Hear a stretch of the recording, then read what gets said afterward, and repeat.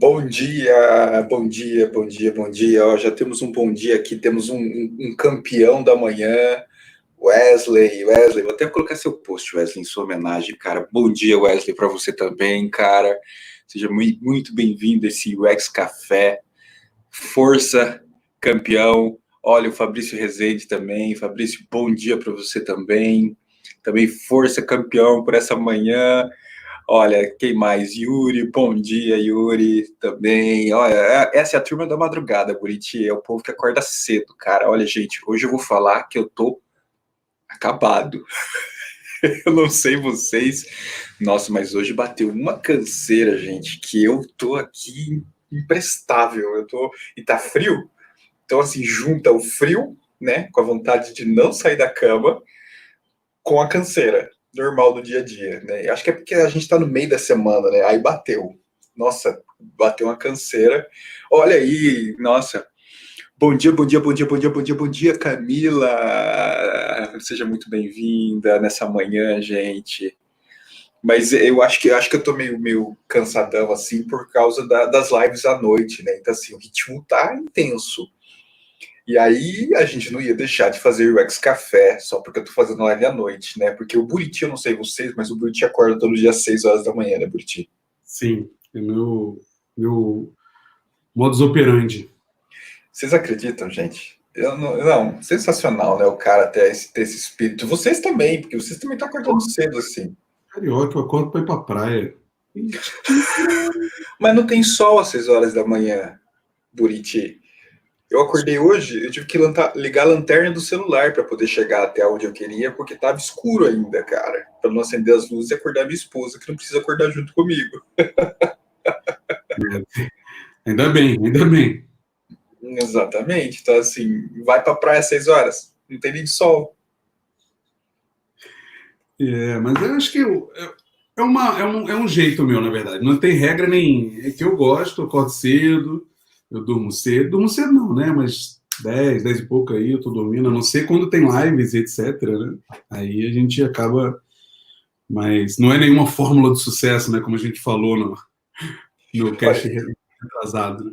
eu acordava cedo. Até semana passada eu tava sendo super regrado, todo dia 7 horas, 6 horas, todo dia, fazendo exercício. E de repente deu um tilt. Eu falei, não quero mais. Vou mudar a rotina. Vou jogar, vou movimentar, porque eu sou movimentado em slots de tempo. Eu vou movimentar aquele slot de baixo para cima. Eu vou dormir mais tarde, acordar mais tarde. Mudei. Vou testar, vamos ver qual é. Então, eu mudei minha rotina, gente. Eu não tenho mais o fuso horário rural. Ó, a Camila falou. Não, né? Pelo fato de ter que vir aqui para São Paulo, né? E aí você pegava fretado, etc. Exato. Não sei se vocês sabem, mas eu pegava fretado para ir para São Paulo, porque eu não moro em São Paulo, eu moro em Campinas, né? E eu pegava um fretado acordando todo dia às 4 da manhã. Acordava às 4h40, eu pegava o fretado, ia para São Paulo, chegava às 7 horas lá em São Paulo para trabalhar. Então, assim, eu tava fazendo essa rotina e de repente agora a quarentena quebrou tudo. Então, eu não preciso mais acordar tão cedo, sabe-se lá até quando, né? Então, eu tô falando, então agora eu vou relaxar, agora eu vou acordar mais tarde, né? Ó, a Camila falou, ok, estamos juntos, Buriti. Você tem uma parceira aí de quem gosta de ir às 6 horas da manhã pra praia. Aí, sabe o que acontece? Eu sempre acordei cedo, mas agora na quarentena eu me obriguei mais, porque eu criei uma agendinha, né, para mim. Então, assim, todo dia de manhã eu paro para ler um livro, né? Porque eu tinha um monte de coisa atrasada aqui. Aí eu tiro uma horinha, 1h30 de manhã, então acordo cedo para tomar um café direito e tal, gastar essa meia horinha e meia lendo o livro e depois poder começar o trabalho sem pressa, né? Porque ia ser muito bizarro, né? Eu ter que ler livro e entrar no trabalho atrasado em casa, né? Aí, Não faz sentido. Total. Olha, Bruno Aires, bom dia de Portugal. Bruno Aires, Product Designer aqui, prazer em ouvi-los.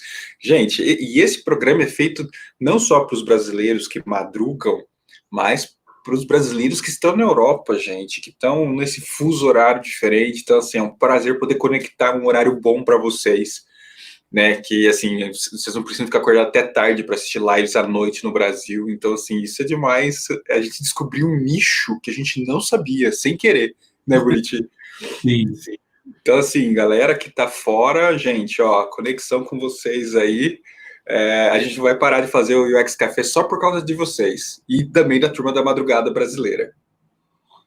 Me acho. O Buriti, ó, se vocês olharem a cara dele, ele está configurando alguma coisa que ele não está focado aqui. Eu vou provocar ele agora. Buriti, sobre qual tema nós vamos falar hoje de manhã? Hoje é um tema complexo, importantíssimo e extremamente polêmico, porque todo mundo quer a posse do discovery do produto. Discovery do produto. Eu peço desculpas, eu vou fazer meia culpa aqui, da gente ter anunciado o tema tardiamente, né? A gente deu uma atrasada em anunciar o tema dessa semana, mas a culpa é minha, porque com a semana de design sprint, eu que monto as artes também, tá, gente? Eu que organizo os negócios, não deu tempo de organizar e publicar a tempo. E na hora de escrever, o acento do E ficou escondido. Parece, né? Ficou baixinho. Ficou baixinho, então ficou até uma frase estranha. Então eu peço desculpa, faço minha culpa aí em relação ao tema ter saído tarde. Isso não tem problema, vocês que estão assistindo a gente, e vocês que também depois que podem assistir esse vídeo depois, essa discussão, para pegar, tá? Mas o próximo tema, e quem escolheu esse tema? Quem foi que escolheu esse tema? Buriti. O Buriti que escolheu esse tema, gente. Eu falei, Buriti, sua vez de escolher, porque os outros a gente fez meio que em dupla, eu falei assim, não, agora é você que escolhe um, sozinho. Então, ele que mandou ver nesse tema. Lado, né, Rodrigo? Assim, a gente tem uma lista enorme de temas aqui, de Trello, né?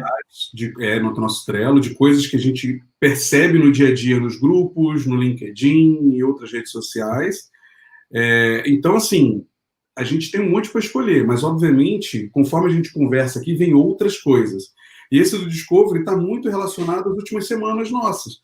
Tanto com as nossas lives lá pelo XPA, quanto essa semana que você está fazendo a Design Sprint, né? Surge muito essa dúvida, e eu acho legal a gente trazer. Exato, muito bom mesmo, verdade. E, cara, beleza. Eu quero saber de vocês também, vocês que estão assistindo a gente, vocês acham que o Product Discovery é uma responsabilidade do designer? Do UX designer ainda, né? Vamos incrementar o negócio do UX designer. Escreve aqui no chat, aqui do lado, qual a sua opinião sobre isso? Né? E a gente vai começar agora a dialogar exatamente sobre esse ponto, de quem é a responsabilidade, né, no nosso ponto de vista, nos nossos argumentos. Eu não sei qual é a visão do Buriti, tá? É capaz da gente entrar em convergência, né? Eu tô tentando achar um tema que a gente fica divergente, mas tá difícil. Provoquem a gente também com temas que vocês acham que eu e ele não bate. Porque eu quero brigar com o Buriti online, isso que deve ser legal. Né? De liderança, a gente tem umas coisas aí que a gente não... Que a gente não bate. Liderança, pode ser liderança de design. Ó, o Fabrício mandou que fuso horário rural é muito bom. Pois é. Acordar, como dizer, acordar com as galinhas, com o galo cantando, né? Olha só quem acordou cedo, gente. Olha que coisa mais incrível.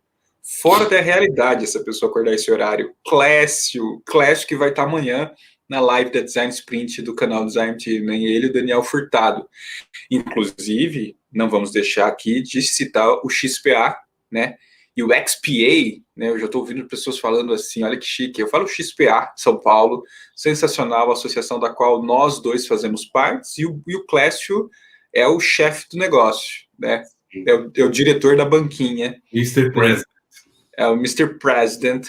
Então, assim, estamos aqui, gente, também com essa parceria, né, em vários eventos com o XPA e fomentando para que vocês possam participar, porque ele também vem com essa intenção de trazer eventos, discussões e tudo mais. Não está aí. Sim. O XPA de São Paulo. Nosso foco no XPA é, acima de tudo, promover debate, promover discussão e fazer com que o mercado evolua e amadureça através dessas discussões de coisas que a gente normalmente talvez não discuta, mas que a gente precisa voltar essa raiz na discussão aí de coisas básicas do design.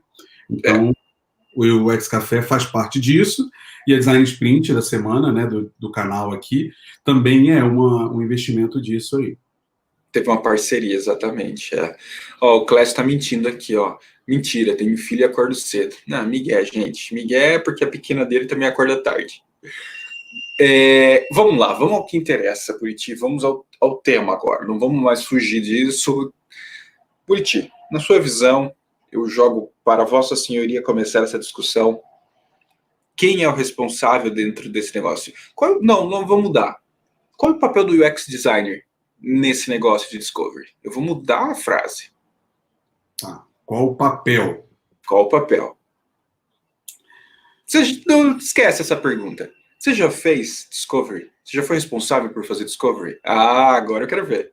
Já, mas eu acho que a gente precisa fazer um aprofundamento maior no que significa ser responsável por algo, né?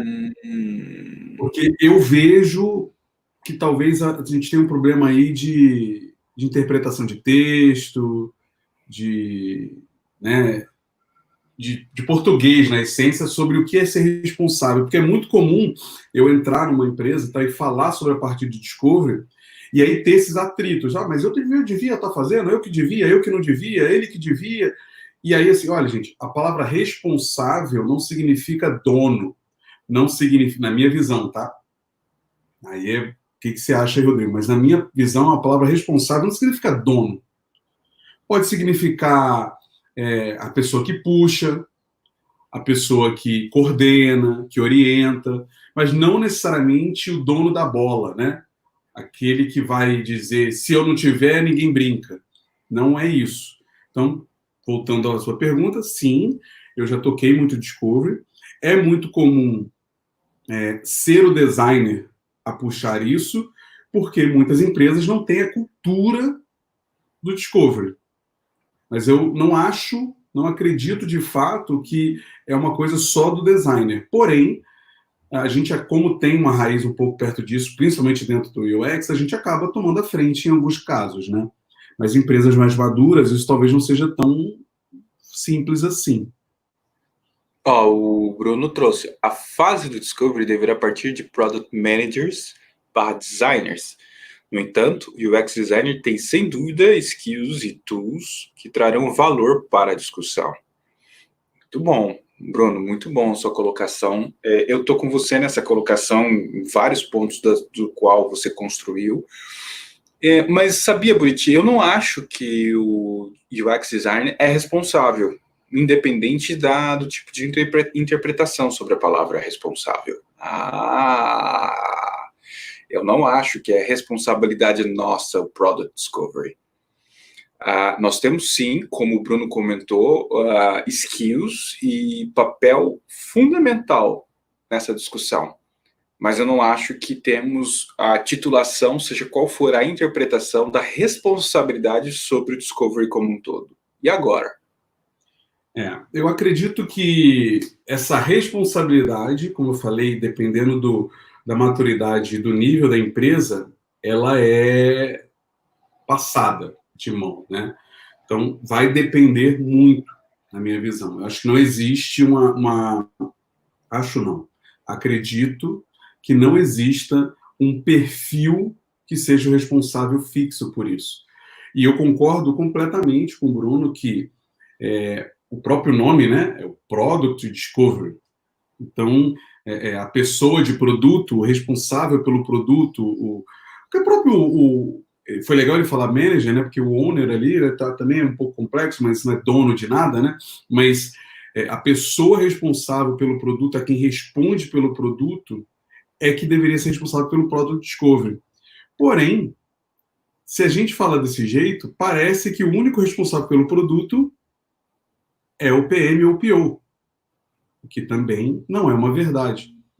Porque o UX designer também tem responsabilidade pelo produto que ele está construindo, que ele está desenvolvendo. Então, ele também é uma pessoa responsável pelo produto, né? Mas acho que isso está muito ligado ao fato de que a gente está falando aqui de uma cultura colaborativa, né? Não tem mais donos da coisa, né? Tem um time que constrói algo juntos.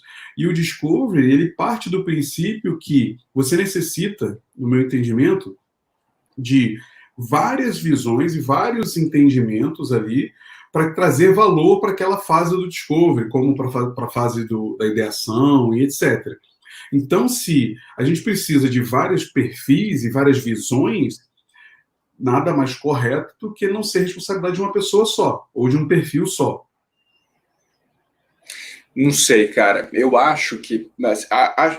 eu acho, não é eu acredito. Eu acho mesmo que, na verdade, assim... e não é o cenário real, tá? Não vamos falar da realidade do dia a dia, que a gente vai entrar ainda nesse escopo. Mas, na teoria, o Product Discovery precisa de um maestro. Não tem como. Você vai precisar de um maestro. Você vai precisar do regente que vai, né, de alguma forma ali, direcionar e ajudar nesse caminhar do Discovery. E aí você tem os músicos da orquestra que aparecem fazendo o seu solo, tocando aquele período, né, de responsabilidade pelo skill, pela facilidade, que muitas vezes é o UX designer, que já tem o skill de facilitador ali. Mas não tem como, na hora da decisão, na hora da regência do negócio, para mim, não é o designer que faz esse papel.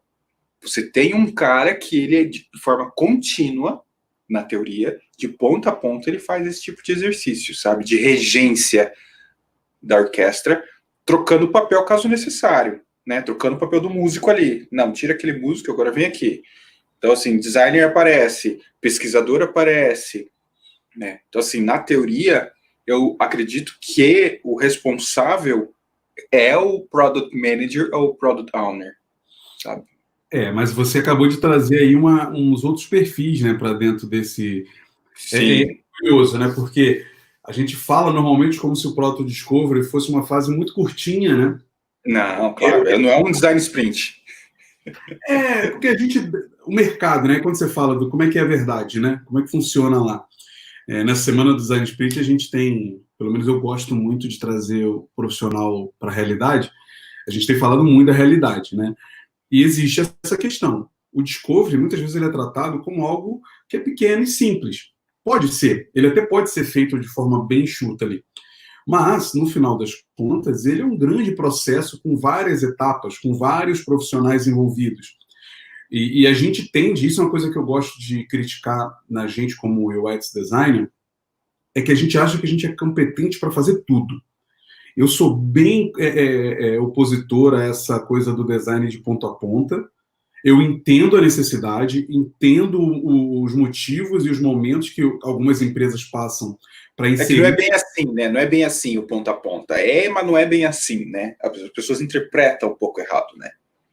Exato. O ponto a ponto que o mercado pede, né? A gente até tem um tema aqui que eu anotei para a gente tratar, que é product design, né? Esse termo tão maléfico e maldito aí, né? Controverso.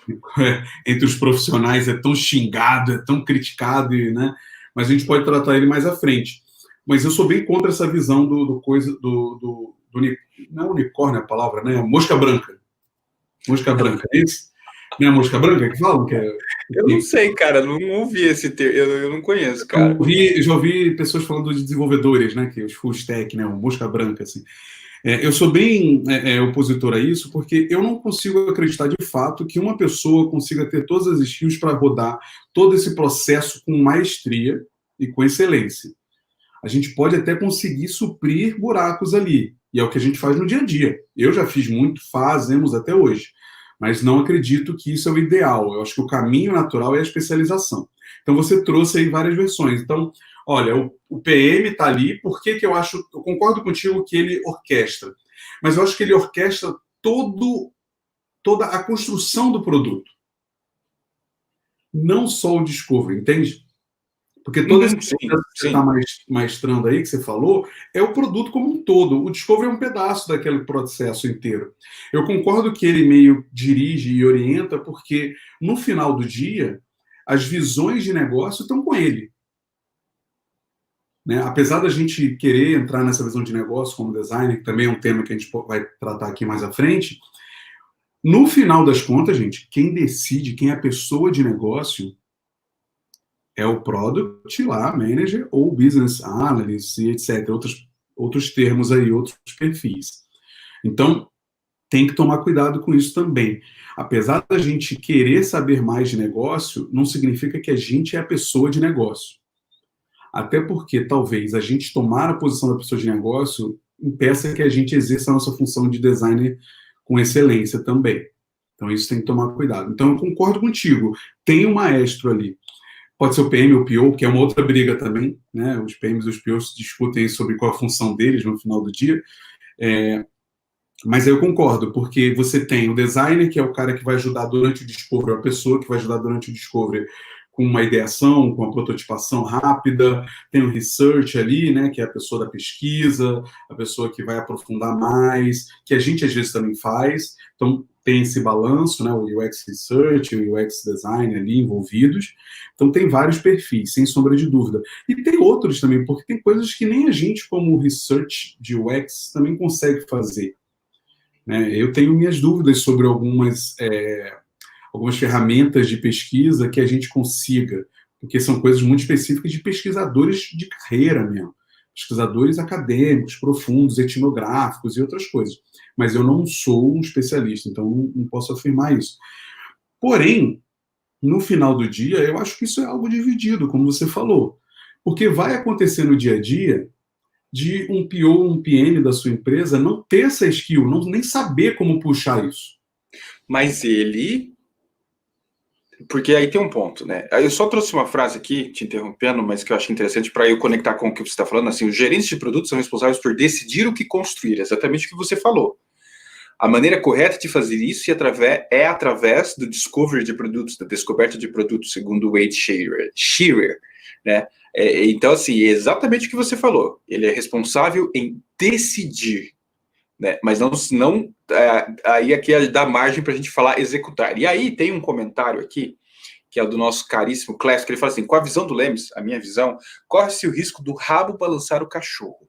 PO e PM nem sempre tem uma visão centrada no usuário. Muito obrigado, Clécio, por essa frase, esse racional logo cedo é muito difícil. Muito obrigado por trazer isso. Mas o que eu digo é assim, na teoria, se você tem um PO ou um PM que tem uma consciência, uma visão de produtos estruturada, ele vai saber articular para colocar os músicos no momento do solo certo. E no momento do discovery, ele é o decisor, ele é o cara que tem a visão holística, vamos falar assim, mas ele também vai saber colocar o profissional de design no momento certo. Não dá para enxergar, eu não estou enxergando, gente, está ali. Design thinking, rentável para o negócio, desejável para as pessoas e tecnicamente possível. No meio, o design thinking. Ok. Olha, gente, o Buriti tem hora que ele fala em libras, então não dá para a gente ouvir. Ah, foi mal. A gente está falando do diagrama de Venn básico, né? Sim. Que tem totalmente a puxada do que o Clécio está falando. Exato. Existe sim essa necessidade de que os três pilares se conversem e andem de forma harmônica. Então, o PO, né, a PO, a PM, o PM, são pessoas que têm que ter o foco no negócio. Mas eles também precisam ter a pegada do usuário, tá, gente? Deveriam ter essa visão. Porém, a gente sabe que o forte deles, se a gente fosse falar aqui de psicologia, né, de perfil psicológico, qual é o dominante? O dominante deles é o negócio. E o dominante do design tem que ser o usuário. Mas dominante, para mim, e eu gosto muito de falar isso, não significa que você é um cego que só fala aquilo.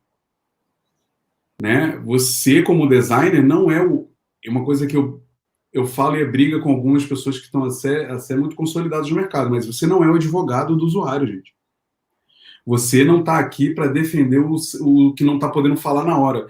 Você está aqui para trazer a visão dele, que precisa ser encaixada de forma racional e inteligente dentro do produto.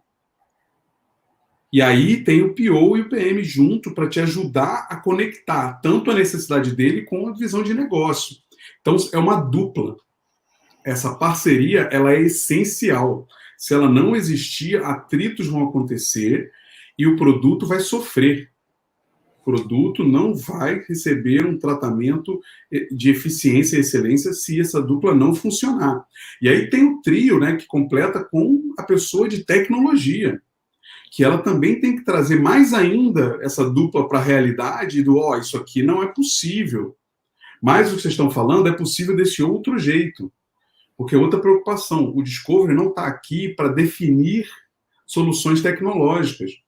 Ele está aqui para mapear a real dor, né, e as reais oportunidades de negócio. São duas vertentes, né, que o Discovery está ali para trazer. Né? Mas eu concordo com isso. Tem que tomar cuidado. Mas vamos então para a realidade. Vamos para o dia a dia. Eu acho que a gente tá nessa linha que cruza o ideal, né? Aquele, né? O mundo que nós gostaríamos, o mundo teórico, onde fala papel, atividade, e temos ali o mundo real, a nossa realidade do dia a dia, que se conecta muito com o que você está falando e que entra nessa crise de discussão, que não se conecta, né? Que daí se conecta com o que o Clécio falou, né? Então, assim, teoria é uma coisa, teoria, o PO tinha que ter uma consciência de experiência do usuário tremenda, o PM uma visão de discovery de produto, onde eles articulam e colocam as atividades, os personagens para atuar, coisa linda de se ver. Então tá bom, então agora vamos cair no mundo real, aqui no nosso dia a dia, que eu acho que isso que é importante, porque talvez aí a gente vai convergir na conversa, né? Concordo 100%, e que eu acredito, e eu já tive essa situação de que assim, cadê o PO? Né? Aperte os cintos, o PO sumiu. Mesmo ele estando presente, às vezes. Mesmo ele existindo, mesmo você falando assim, apontando assim, quem é o PO aqui? Aí os caras falam, aquele cara ali. Ele fala, ah, é? Ele é o PO? Então tem essa. Então aperte os cintos, o PO sumiu, ou o PM sumiu, porque daí é uma discussão. E, ó, não sendo só uma crítica a POs, acontece também de times de você falar assim, cadê o designer? Não, tá ali. Eu já participei, entrando numa empresa, sentei para participar de um refinamento com o time para entender como é que funcionava o meu time de design e tal. E o meu designer, que era da equipe, que já estava lá na empresa, estava sentado no canto da sala e o pessoal discutindo sobre as telas, sobre as soluções que ele deu, e os desenvolvedores, vamos tirar esse botão, botar ali, vamos... E eu olhando, né, esperando o designer falou nada. Então, assim, na mesma situação, o designer estava presente, mas não existia naquela sala, entendeu? Então também pode acontecer isso. Não é uma crítica aos POs. Eu tenho até um vídeo que eu adorei fazer com o Rafael. Com o Rafael, do UX Conf, né? Ele tem também um curso de Product Owner muito bom. Rafael Real, um curso muito bom, indico para vocês, e procurem no canal Design Team o vídeo que eu entrevisto ele e a gente fala sobre o papel do PO com a relação de UX. Então não é uma crítica aos POs, longe disso, porque a falha de papel pode acontecer com qualquer um, como o Buriti falou. Designer também, tem designer que, pelo amor de Deus, né? Não tem problema a gente falar.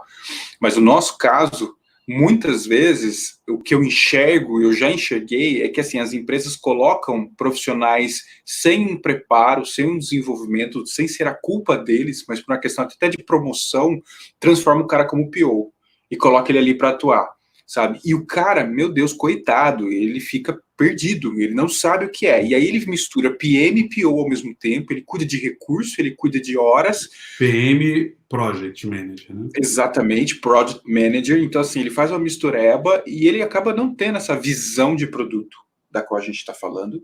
Ele não tem o entendimento sobre o foco no usuário, como que, né, eu vou mapear isso. E aí é um barco do qual alguém tem que assumir essa frente. E o que acontece, Buriti? Muitas vezes... A confusão, né, bicho? Briga. A confusão, a brigas, dores, tristezas, né? Ó, eu só vou falar aqui... Satisfação de todos os lados. Bom dia, Tossa, ó, bom dia aqui.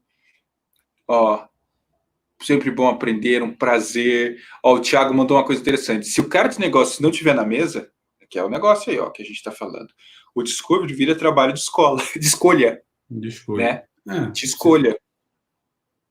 Exatamente. Exato. E aí alguém tem que puxar o foco para o usuário. Né? Alguém tem que falar assim, gente, peraí, vocês estão perdidos, vocês não estão sabendo para onde ir, e eu não tenho suporte aqui do Product Owner, então o que eu vou fazer? Aí o UX acaba aparecendo, e eu já vivi isso, eu já tive momentos de eu ter que virar e falar assim, então tá bom, gente, ninguém está aqui para decidir esse negócio, e ninguém está olhando para o usuário, então tá bom, então deixa comigo. Então, gente, vamos fazer um teste, vamos fazer, sabe, qual que é o problema, vamos levantar esses, porque daí entra o perfil de facilitador, né, e de ferramental, e você começa a aplicar aquilo para a coisa poder andar, porque é um Deus nos acuda, porque o deadline não vai mudar, e design vai virar gargalo lá na outra ponta. Então, daí, o UX acaba assumindo responsabilidades, aí você tem um parceiro dev ali, que o dev também acaba assumindo responsabilidades, e todo mundo distribui aquele papel de dono do produto na equipe, nessas decisões, e aí você se torna responsável do negócio. Eu já vivi isso, e você, Buriti? Já, e é irritante, Puta, eu não Ah, vou não, mentir, né, o mano? Thiago corrigiu. É de escola, trabalho de escola. Então tá, sim. Vira. Faz aí, né? Faz aí. Eu acho assim, gente. É complicado porque eu já vivi isso e vivo algumas vezes, que é frustrante quando você tem que fazer o papel de outra pessoa. Quando você entende que você está fazendo o seu e mais de outra pessoa, porque aquela outra pessoa ainda não tem a competência para fazer aquilo. Seja porque ela não foi treinada, ou porque ela realmente é uma pessoa de qualidade baixa dentro daquele cargo que ela está exercendo. Mas é muito ruim, frustrante, vai te botando para baixo.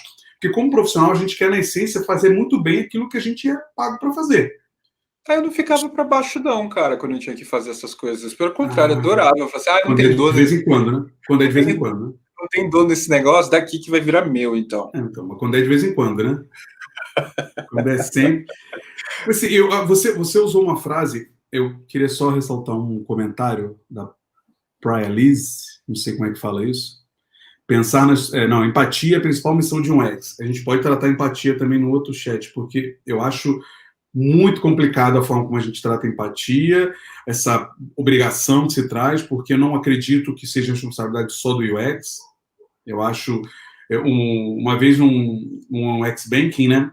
O Rodrigo não estava, e alguém perguntou: você acha que empatia é uma skill essencial para o designer? Eu vou te dizer o que eu penso. Empatia é uma skill para você não ser um babaca, sendo designer, ou sendo PO, ou sendo o ser humano que for, Gente, ele né? falou babaca, gente, olha isso. Eu ia usar outros termos, mas eu achei mais. Então, eu acho muito complexo. A gente traz uma responsabilidade de humanizar uma coisa que. Mas eu entendo a visão pelo fato de que a gente é responsável pela experiência da pessoa, né, do usuário ali. Então, acaba tendo essa conexão. Mas tudo bem, não vejo um problema. Uma coisa que eu acho complicada, e você falou aí, eu acho que faz muito sentido, é a questão de entregar o valor. Né? E aí, trazendo o livro, Design Thinking Brasil. Não, ao contrário. Obrigado. Design Thinking Brasil, do Tennyson Pinheiro e do Luiz Alt, né? A gente já citou ele aqui algumas vezes. Eles citam no meio do livro aqui que o discovery, ou descoberta, é essencial para a entrega de valor de um produto. Então, se o discovery, a descoberta, é essencial para a entrega de valor de um produto, o time inteiro de produto precisa estar preocupado com o discovery. Isso é inegável. Olha aí, hein? Olha o Bruno aí. Todos têm isso. responsabilidade pelo produto, no entanto, cada um na sua especialidade. Enquanto o UX, na minha visão, deverá estar mais focado na experiência dos usuários. Outros têm visão de business e tech, que é o caso do Product Designer. E nesse caso, embora tenha de existir um sistema colaborativo, existem responsabilidades diretas com cada perfil. Sim, exato. E aí eu gosto de trazer alguns exemplos, né? Eu trabalhei 4 anos dentro da Embraer, é uma empresa de engenharia que eles fazem discovery, ainda que do jeito deles, dentro do contexto deles. Eles são uma empresa que se baseiam no que a gente chama de Kaizen, né? Que é a cultura Lean, que vem da Toyota, que também é uma engenharia, né? Uma empresa de carros, navios e milhões de coisas, né? Japonesa. Eu participei de algumas sessões, eu fiz treinamento de Kaizen, aprendi e sou apaixonado. Eu acho uma ferramenta incrível para o desenvolvimento e desenho de processos e tornar aquele processo mais eficiente, enxuto. E você faz um discovery naquele processo, porque durante 1 semana, 2 semanas, você junta várias pessoas numa sala, todos eles cocriam, desenham junto algumas soluções, as dores, apontam os problemas, e dificilmente tem um designer lá, porque é uma empresa de engenharia. E no final, o objetivo é sair com um produto melhor, com um processo melhor, com algo que vai entregar valor na cadeia de produção. Lá, né, eles, por exemplo, com o Kaizen, eles conseguem reduzir a entrega de um avião. Eles trocam toda a linha de montagem, mudaram toda a forma do que o avião entrava finalizado no hangar e reduziram em X horas aquela produção, né, aquela encaixa final do avião. Então, você, através do discovery, com todos os stakeholders envolvidos naquele processo, não tem um designer. E aí, né? Como é que funciona? Então, no final das contas, o discovery, para mim, é a relação das pessoas que precisam entregar um valor de algo, valor de um produto. A gente pode citar o sprint, que a gente está trabalhando essa semana, que também não é algo só dirigido por designers. O próprio método ágil. Método ágil contínua, né? Exato, e entrega de valor, não de features ou produtos, né, literalmente, né, é valor, né, na teoria ele segue a mesma premissa. O Lean Inception, do Caroli, né, se você ler o livro completo, eu falei ontem, falei segunda na live, eu tenho algumas questões quando ele trata, principalmente as partes de design ali, mas na essência ele é um livro que fala que qualquer pessoa pode tocar um processo de discovery para a definição de um produto. O livro está falando disso. O próprio Design Thinking, né, o Tim Brown fala que o design ficou importante demais apenas para os designers. E o Design Thinking vem promover que qualquer um com um pensamento de design pode produzir aquilo. É óbvio que essa frase é extremamente marqueteira e publicitária, né? Qualquer um, etc. Não é bem assim. Exige ali uma experiência, exige um treinamento, exige tempo. Eu acredito plenamente que o Design Thinking consegue transformar a realidade, mas eu não acho que a empresa vai parar de precisar de um time de design ali. Porque aquele time de design é a pessoa, é um grupo que tem mais capacidade para tocar, às vezes, aquela dinâmica numa empresa que ela ainda é conservadora. Então, é necessário, não tem problema. Mas o que eu quero dizer com tudo isso aqui? É que o design ele não é a cereja desse processo. Ele não é indispensável.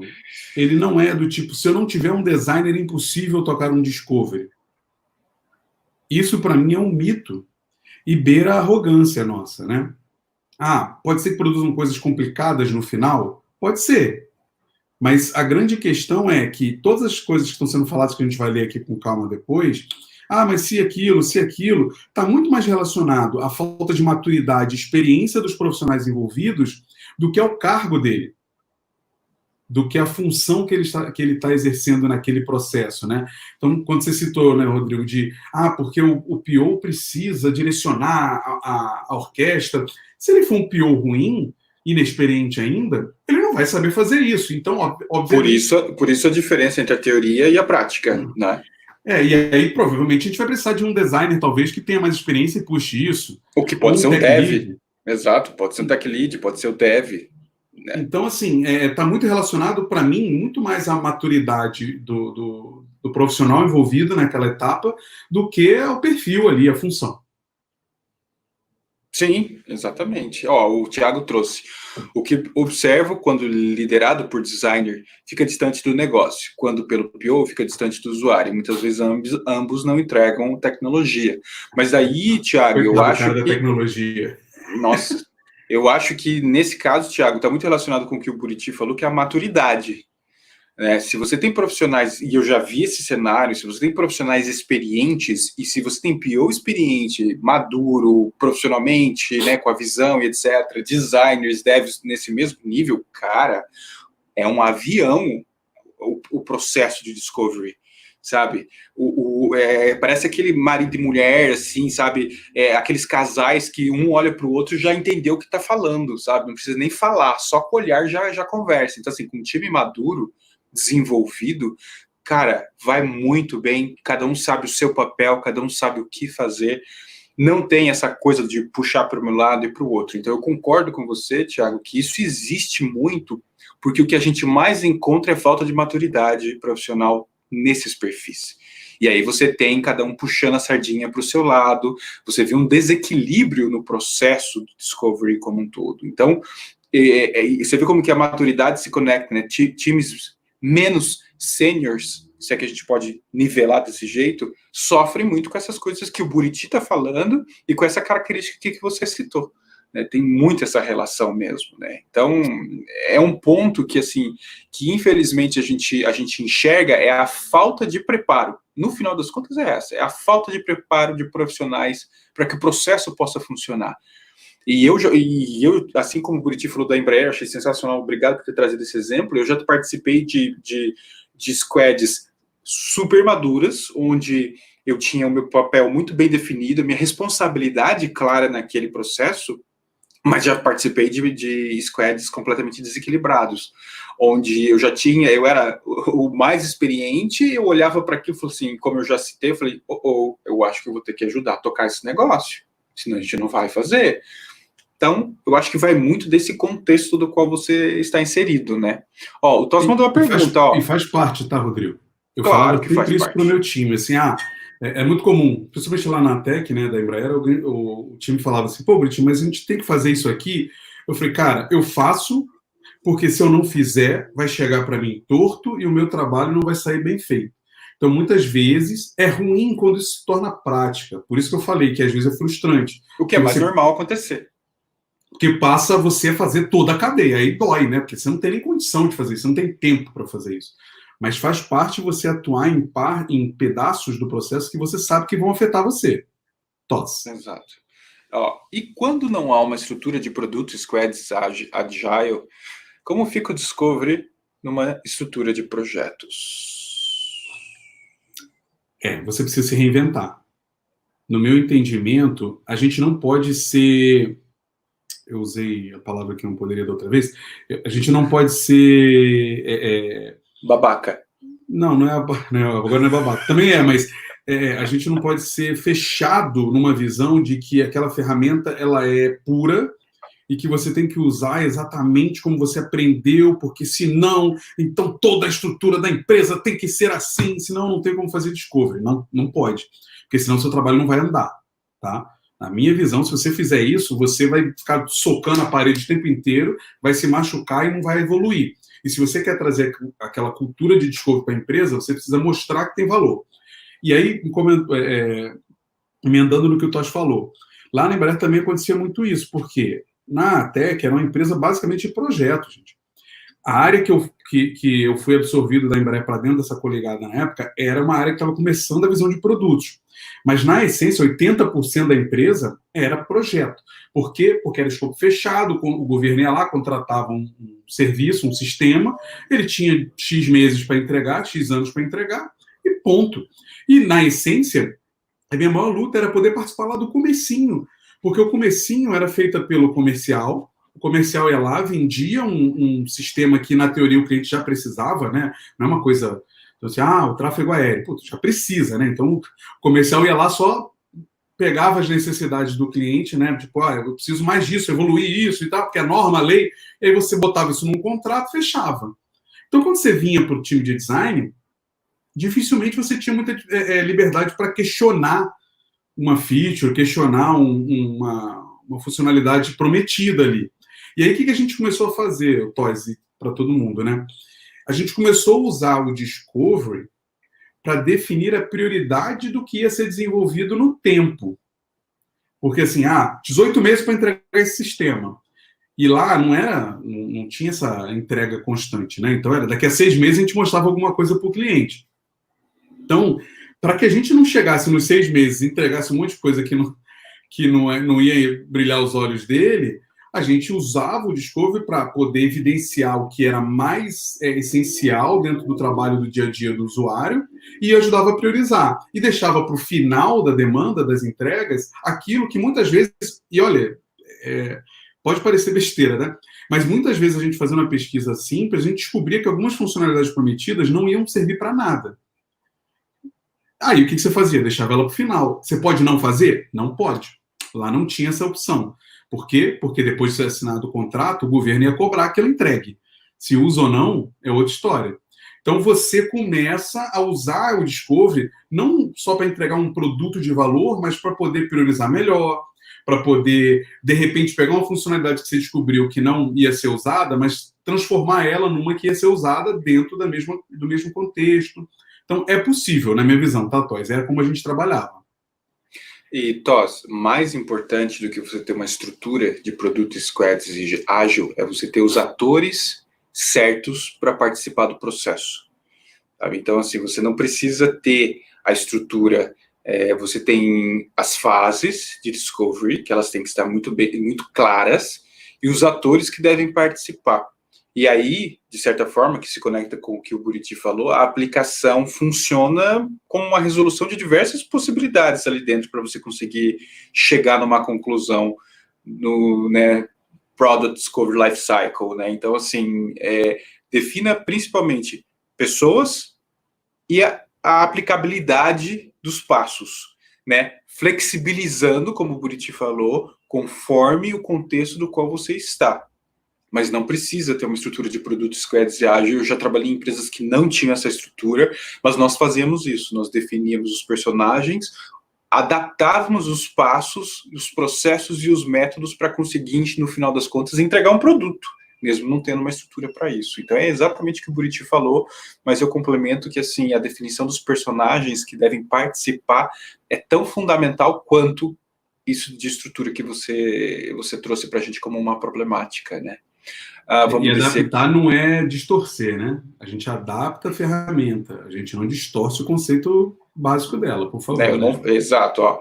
Para a Lise trouxe, ó, pensar nas pessoas de forma individual e coletiva, né? Olha como o fator humano, capital humano é um elemento que realmente é importante dentro do processo, e não o processo, e não a estrutura em si, né? Tem tanta importância assim. Como sempre, né? Sim. Vamos ver, mas, ó, você recebeu aqui, ó, a Pralence falou que te ama, Buriti, porque ela falou que você ouviu ela, ó. Então, assim, cara, eu até te mandou corações aqui, olha só que declaração logo cedo, hein? O Toss trouxe aqui pra gente, Kaizen roda na indústria, nas usinas de beneficiamento de minério e etc, até porque o Toss trabalha relacionado muito a essa área, né? Não tem design diretamente envolvido, mas tem discovery mas tem discovery e tem melhoria de processos, né? Sim. Porque o produto final deles é o processo, né, gente? Exatamente. O processo é que possibilita eles serem mais rentáveis, etc. Porque ali ninguém, principalmente no caso do TOS, ali ninguém está descobrindo se o minério A ou B é melhor, né? Qual que é o melhor para vender? É mercado, mas precisa entregar uma melhoria. Kaizen, gente, é uma parada muito legal. Assim, eu recomendo vocês darem uma lida, uma estudada, assim, tem ferramentas muito interessantes. E uma coisa interessante, eu não sei se você percebe isso, Rodrigo, mas muitas vezes a gente, como designer, é chamado para uma empresa e a gente atua muito mais na melhoria dos processos da empresa do que, às vezes, no produto, principalmente nessas empresas mais conservadoras. Então, é uma ferramenta legal para se conhecer. Sim, sim. Na verdade, assim, conheça todas as ferramentas possíveis para que você possa colocá-las no contexto que mais se encaixa. É sempre isso, eu acho que isso é uma regra, isso é importante, isso é o trabalho que, assim, como a gente falou, não é responsabilidade do designer, mas ele pode estudar e trazer isso e fomentar o estudo disso, né? A provocação. O designer ele pode provocar o contexto do qual ele está, na questão de visão, na questão de estratégia, na questão de método, né? A provocação, eu acho que é um elemento que a gente pode fazer. A gente não deve assumir a responsabilidade de, não, eu faço isso. Não, precisa discutir Kaizen? Deixa comigo, eu organizo isso daqui. Cara, não, será que você, né, vai fazer realmente, não puxando só para o design, esse tipo de coisa? A realidade é muito cruel, tá, gente? Eu sei disso. Acho que alguém até comentou aqui, a própria a Lise falou, eu trabalhei em uma empresa que era design, marketing, business. Então, assim, a realidade nossa do mercado, exatamente, ela é cruel e nos coloca em situações que temos que ser tudo e fazer tudo. E aí a gente cria essa forma de pensar que o Buriti falou, que eu concordo, que design resolve tudo.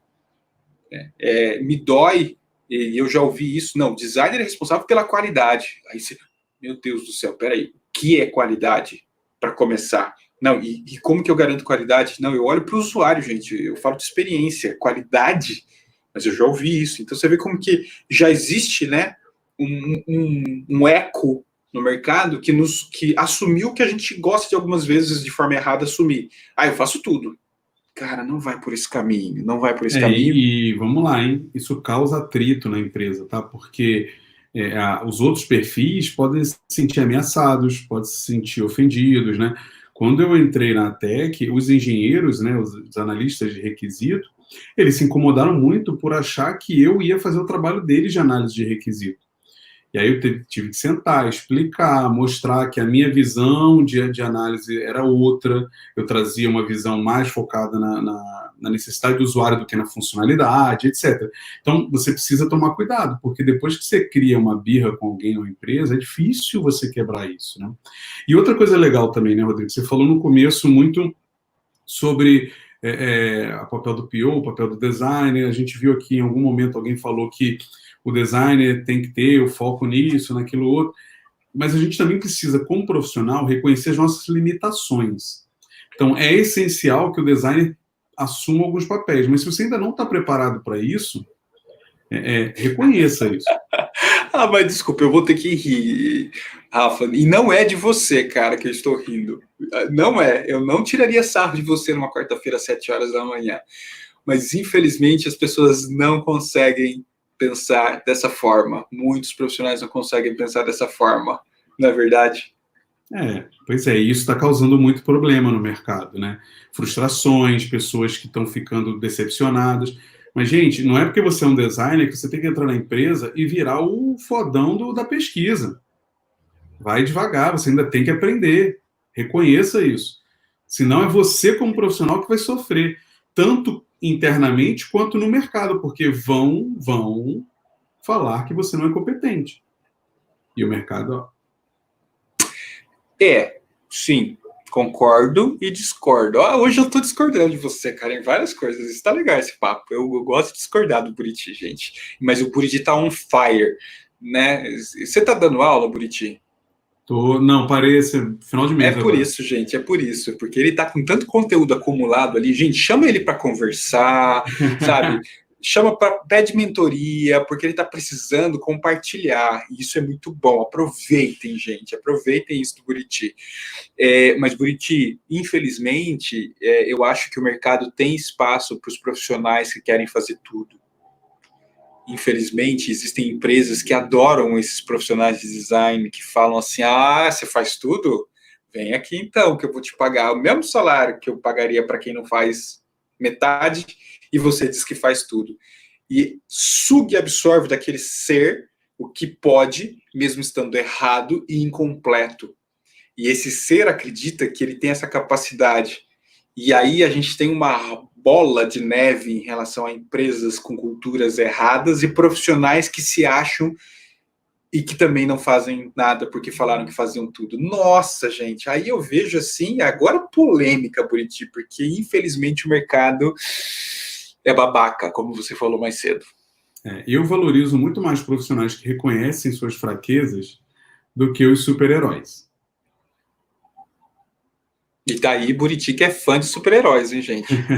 Porque, assim, o super-herói, ele geralmente vai dar problema em time, né?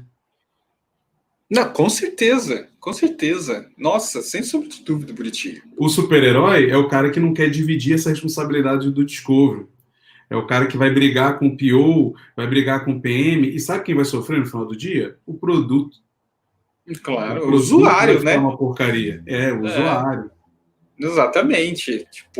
E aí o que acontece? As empresas vão olhar para aquele ser esquisito que a gente está falando, esse designer esquisito, porque tem os não esquisitos e tem esse esquisito, né? Esse designer esquisito, eu falo assim, nossa, trabalhar com designer é um saco, hein? E aí o que acontece é o isolamento da área de design, por causa desse personagem esquisito, né? E aí qualquer designer que entrar depois vai ter que fazer uma quebra de paradigma monstruosa para mudar uma visão de como que design é babaca. Eu gostei dessa palavra, vou usar babaca hoje ao longo do dia. É uma complicação, gente, assim. Mas, assim, eu entendo também que nem todo mundo vai ter essa questão, essa visão de responsabilidade e tal, mas é muito preocupante.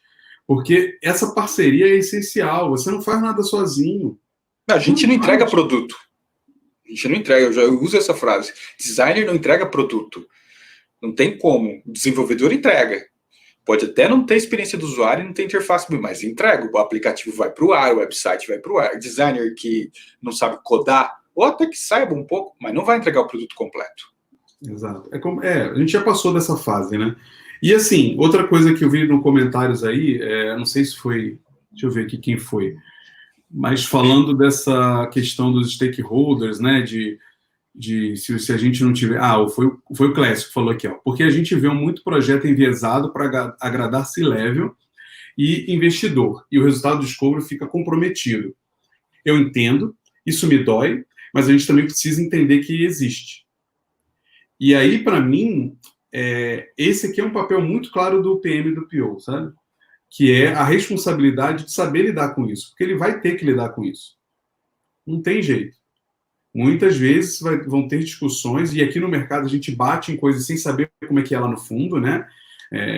Recentemente eu estava num grupo, o pessoal estava discutindo sobre o botão lá de pânico e denúncia, né, da Magalu, né? E aí começou-se uma série de discussões em cima que era muito focado nisso, assim, isso está com cara de que o C-Level mandou fazer desse jeito, isso está com cara... É difícil a gente dizer do lado de cá, a gente consegue avaliar e julgar a eficiência daquela entrega, eu concordo, e a gente como designer e como produto em todo, a gente tem responsabilidade sobre o impacto social que aquilo vai causar, eu concordo plenamente, a gente tem que tomar cuidado, mas muita gente não sabe o que gera realmente lá, e para mim essa função é do PM e do PO, ele é que tem que saber gerir esse top-down aí, porque o valor do produto e o sucesso do produto também está nas costas dele, né? Mas isso aí vai continuar acontecendo, né, Clécio? Você que tem uma consultoria, uma empresa, você sabe disso, né? Que você muitas vezes entrega algo e o cliente fala assim, mas eu quero desse aqui. E é engraçado, né, que por mais que a gente evolua, não sei se o Rodrigo sente isso também, mas por mais que a gente evolua, muitas vezes, durante o dia, eu me sinto no começo de carreira, sabe? Eu falo assim, caramba, eu tô de novo discutindo a parada lá de 90 e pouco, 2000. É sério que o cara tá pedindo a cor azul, porque ele gosta da cor azul? Ainda existe isso, gente. Ainda existe isso. E aí a gente tem que tentar provar o contrário até o limite. Mas vai chegar um momento que você fala assim, cara, eu não tô nem aí pros seus números. Aí, mano, você pega a viola, né? Bota na sacolinha e fala assim, ok. Amanheceu, peguei a viola, botei na sacola e... Bom dia, Brasil, isso, gente, me deu aqui saudosismo. Concordo, Buriti, até porque foi uma coisa que a gente falou na live ontem, e a gente falou exatamente sobre a questão top-down, né, o stakeholder aparecer e falar, eu quero desse jeito, e você contra-argumentar. Lembrando que é importantíssimo você contra-argumentar, a maturidade ajuda muito em como saber contra-argumentar, mas você tem um emprego, e se você ama o seu emprego e não quer perder, e aí você vai ter que medir até onde você vai nessa discussão, né? E obviamente, deixando muito claro os seus pontos, deixando claro o caminho que poderia ser o ideal. Não se exima, né, da responsabilidade. Exatamente, vai por esse caminho. Não quer ir? Então tá bom, gente, olha, eu gosto do meu emprego, eu não quero perdê-lo agora, porque eu sei que se eu entrar no embate, eu vou perder meu emprego. Então também tem essa visão que você precisa ter nessas situações. E eu já vi exatamente o que você falou, Buriti, que o Clécio comentou aqui, que é a questão, né, relacionada ao product owner, product manager, ele não ter essa maturidade de filtrar o top-down, né, e ele vira só um mensageiro, né, do apocalipse, a mensagem passa direto por ele, assim, ele pega e distribui para o restante do time. Isso eu já vi pra caramba. E o time vira o grupo de ajuda de reclamação do CEO, né? Exatamente. Então, assim, existe muito isso e não tem o que fazer, viu? Não tem o que fazer. Nessa hora, assim, é o que eu falei, você vai contra-argumentar, mostrar as evidências, mas não é mostrar blá blá blá ou falar de autor de livro, de experiência do usuário, não. E não trazer autor, não. Olha, porque o Norman fala assim, porque o Cooper fala assim, o Krug não é isso, esquece, porque isso daí é blá blá blá. O top-down vai ignorar o que você está falando. É evidência, é métrica, é dado, que é disso que ele vai entender. E se ele quiser... vezes você vai avisar e deixar dar bosta, né? Deixa dar... Exatamente. E se ele quiser, ele te ouve. Se ele não quiser, você fez sua parte. Então, é o que o Felipe falou. Escolher as guerras, né, Rodrigo? Escolher as derrotas que você vai ter, porque na vida você vai ter algumas derrotas e algumas vitórias. E aí cabe você também avaliar dentro desse processo se para você está valendo ficar naquele local ou não também. Tem que trazer isso para a mesa. Então, toda vez que eu trago uma visão X, me cortam. Será que eu devia estar aqui? É uma coisa que você tem que colocar. Ou, não, tá evoluindo. Da outra vez me cortaram, mas dessa me ouviram. Legal. tudo bem. O Toss trouxe essa frase, né? Nesse sentido das provocações que eu comentei, seriam os designers filósofos corporativos? Toss, eu não falaria filósofos. Eu não sei. Eu gosto de uma frase que eu li no livro Org Design Org, um livro sensacional, que ele fala sobre design é a humanização dos negócios. Eu gosto dessa frase. Eu acho que nós somos os representantes que humanizamos o negócio. Filósofo, não sei. Eu tenho um certo receio sobre filosofar demais sobre o design e deixá-lo menos prático. Eu acho que filosofia está lá na... Opa, desculpa, eu ia falar academia e ia dar problema. Mas deixa para... Bem, gente, Yuri trouxe que a gente vira saque, serviço de atendimento ao CEO. Sensacional, exatamente, Yuri.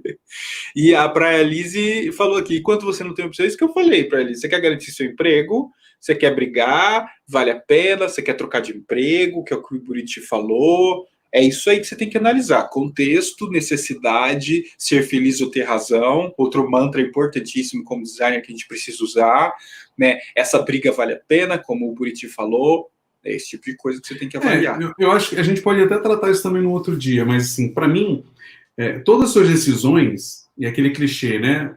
Toda decisão tem uma perda e um ganho, né? Então, todas as suas decisões, elas têm que ter um motivo. Então, você precisa saber o que você quer da sua carreira, você precisa saber o que você quer naquela empresa onde você está, você precisa saber tudo o que você está fazendo. Se você só faz Zeca Pagodinho, deixa a vida me levar, aí tanto faz, né, mano? Se alguém pressionou, não pressionou, tanto faz. Mas o desejo é sua decisão. Agora, se você tem uma questão carreira, uma questão empresa, que você quer construir algo, você tem que começar a planejar isso, né, estrategicamente, assim, essa decisão aqui eu não vou abrir mão, porque aí ele vai gostar de mim, ele vai não sei o que lá, porque na próxima eu venho com uma decisão um pouco melhor e a gente vai construindo os conceitos. E você decide, mas você precisa ter essa visão. Senão, você vai ficando frustrado com as derrotas sem saber por que as derrotas aconteceram ou valorizar as vitórias. Então, como designer, a gente tem que olhar para o Discovery como parte da cultura do que a gente faz. Isso eu acredito. Eu ia puxar de novo o gancho para a gente ir para o nosso encerramento, e você falou. Então, nós designers precisamos o quê? Repita a frase. Olhar para o Discovery como parte da cultura do que a gente faz. Então, é essencial para você entregar um bom projeto de experiência, né? Entregar uma boa experiência, você precisa do Discovery. Isso é inegável. Não, assim, eu duvido que alguém da área assuma que para entregar uma boa experiência eu não preciso do Discovery. Seja o nível do Discovery que for. De um teste de usabilidade simples até, né, pesquisas e profundidade. Então, use as ferramentas do Discovery, participe desse processo de Discovery como uma parte cultural do que você quer apresentar, do que você quer mostrar para a empresa. Se depois de um tempo você perceber que não é para aquela empresa, aí é uma escolha que você pode fazer, sair ou não. Mas todo mundo tem a sua realidade, gente. Às vezes você precisa muito de emprego. Então, e às vezes você precisa ser o responsável pelo Discovery. Sim. Esse é o ponto. Então, gente, eu acho que a mensagem que a gente traz hoje é assim... Mas chame para junto. Exato. Você, algumas vezes, tem que assumir o papel de quem puxa, né, a orquestra, né? Mas saiba que essa orquestra ela tem vários papéis que precisam ser muito bem divididos, como alguém já comentou, é um trabalho de várias mãos, na real, né? Então, assim, é muito da questão da maturidade da estrutura e tudo mais. Mas se você não tem opção, tenta ajudar. Eu acho que, na real, Buriti, a gente pode falar, não é ser responsável, mas tentar ajudar, né, nessa questão de desenvolver o Discovery dentro da sua empresa. Não é verdade? Sim, concordo plenamente. Olha aí, o Buriti concordou comigo plenamente no final. Buriti,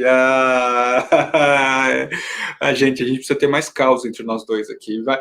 Gente, depende deles. Comentem, exato. Mandem pra gente temas que são complexos. Exatamente. Então, assim, gente, olha, o Tos já falou assim, partiu reuniões, a gente vai partir para a reunião agora, porque já deu 1h05, 8h05, daqui a pouco eu entro em reunião também, Buriti também. Gente, não se esqueça, assine o canal Design Team, manda sugestões de temas para nós, comenta aqui embaixo no vídeo. Aquele tema que você brigou no trabalho, discutiu no trabalho. E que você sabe que vai dar pau nessa nossa conversa aqui, porque eu e o Buriti vamos sair na porrada aqui, remota às 7 horas da manhã, né, para dar aquela acordada no nosso dia. Eu vejo vocês hoje, olha, às 7 da manhã, e eu vejo vocês às 7 da noite, na live da Design Sprint hoje, com Ana Paula Batista e Rogério Fratin. Hoje vai estar sensacional também, sabe? Vai dar muita coisa legal. Bruno, eu que agradeço, você direto de Portugal está aqui com a gente. Muito obrigado por ter participado e contribuído. Fica atento, toda quarta-feira, às 7 horas da manhã, Bruno. Não tem falha, cara. Assiste as anteriores, que estão gravadas aí no canal. Exatamente. Gira temas. E um detalhe, tá? Você já falou do Design Sprint, essa semana que está rolando aqui no canal. É uma iniciativa incrível, participe, pode usar ela para quando quiser, não precisa ser só essa semana, né? É um conhecimento que vai ficar gravado para a eternidade enquanto o YouTube existir.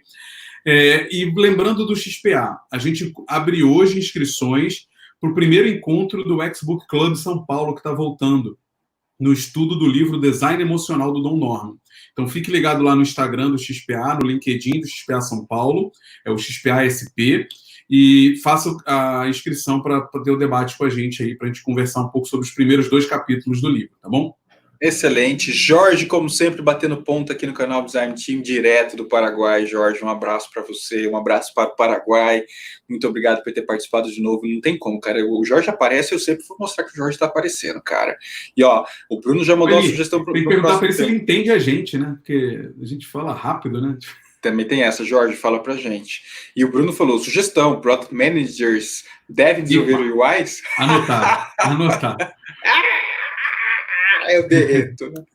Gente, muito obrigado por essa manhã. Eu vejo vocês nos próximos vídeos, próximos conteúdos. Tenham uma ótima quarta-feira para vocês e um restinho de semana aí, que ainda tem muito dia, né, de trabalho para todo mundo. Muitos dias de trabalho para todo mundo. Um grande abraço. Até lá. Fala tchau, Buriti. Tchau, Buriti.